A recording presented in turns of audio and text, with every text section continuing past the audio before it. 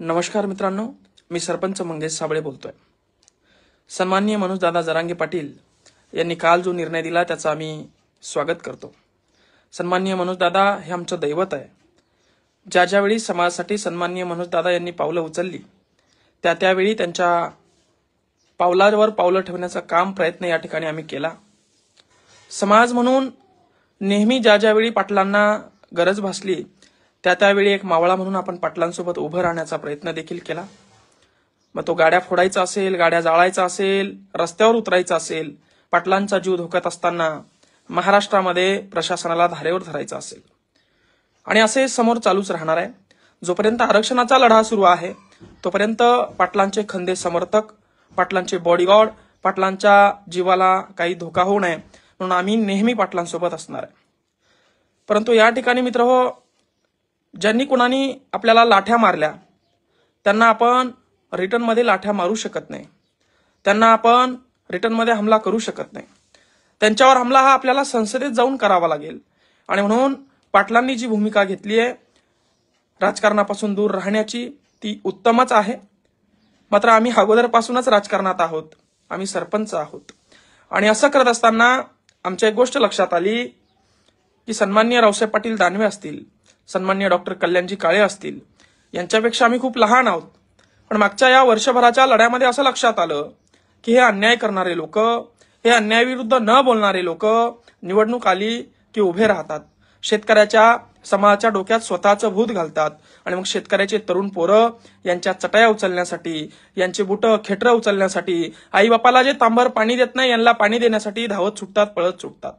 अशा वेळी सर्व समाजाचा विचार करून, 18 पगड जातीचा विचार करून आपल्याला लोकशाही पद्धतीने त्यांच्यावर वार करण्यासाठी त्या संसदेच्या टेबलावर, त्या ठिकाणी विधानसभेच्या टेबलावर जावंच लागणार आहे।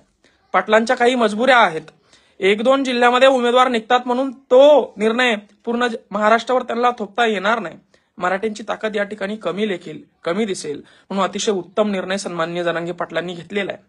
मात्र एक राजकीय व्यक्ती म्हणून राजकारणाशिवाय समाजाला, जनतेला पर्याय नाही म्हणून, कारण तीच संसद आहे जिथून आपण हे सूत्र हातात घेऊ शकतो, जिथून आपण आरक्षण काढू शकतो, जिथून आपण शेतकऱ्याच्या शेतीमालाचा भाव काढू शकतो, आणि मग तिथं जाणं, त्यासाठी कमीत कमी लढणं हे आपल्यासाठी एकमेव पर्याय आहे। मित्रहो, सरपंच पदावरून थेट खासदार होण्याची माझी इच्छा नाहीये। मुळात रावसाहेब पाटील दानवे असतील, कल्याण काळे असतील यांच्यापेक्षा मी भिकारी आहे। माझ्याकडे 2 एकर जमिनीपेक्षा, एका आईपेक्षा अजून काहीच नाही। यांच्याकडे हजारो लाखो करोड रुपयाची संपत्ती आहे। पण मित्रहो, माझ्याकडे 50-45 केसेस आहे, ज्या समाजाच्या नावावर, ज्या जनतेच्या नावावर, ज्या शेतकऱ्याच्या नावावर मी आंदोलन केले, त्यांच्यासाठी आवाज उचलला। ज्या ज्यावेळी अन्यायाविरुद्ध आवाज उचलला त्यावेळी एक नवीन केस यांनी माझ्यावर थोपण्याचा प्रयत्न केला। त्या केसेस घेऊन या ठिकाणी आम्ही आता रिंगणात उतरणार आहोत आणि यांना पर्याय या ठिकाणी निर्माण करणार आहोत।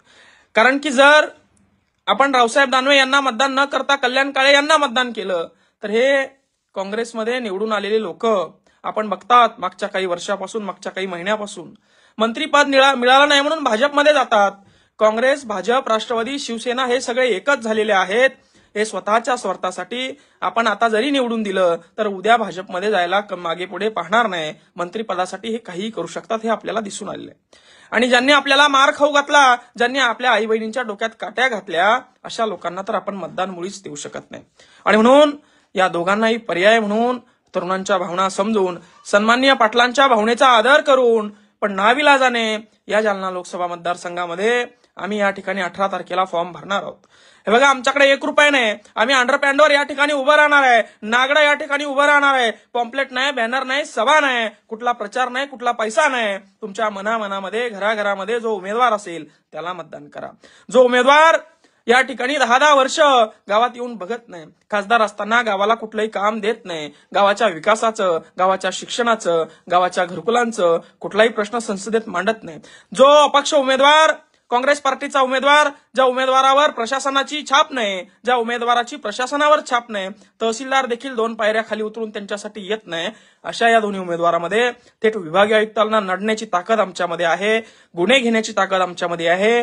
आणि जर का आम्ही पडलो, निवडून येईल अशी शाश्वतीच नाही आणि यायचंच अशी आमची इच्छाही नाही. मात्र या व्यवस्थेला तोंड फोडण्यासाठी, या व्यवस्थेला उत्तर देण्यासाठी, समाजाचं 18 पगड जातींचं, शेतकऱ्यांचं अस्तित्व टिकवण्यासाठी आम्ही ही निवडणूक लढवणार आहोत. कोणाचंही मन या ठिकाणी दुखवण्याचं कारण नाही. आपण लोकशाही मार्गाने सुद्धा लढायला हवं, आपण आंदोलनाच्या मार्गाने सुद्धा लढायला हवं. जय जिजाऊ, जय शिवराय, जय जवान, जय किसान. धन्यवाद मित्र.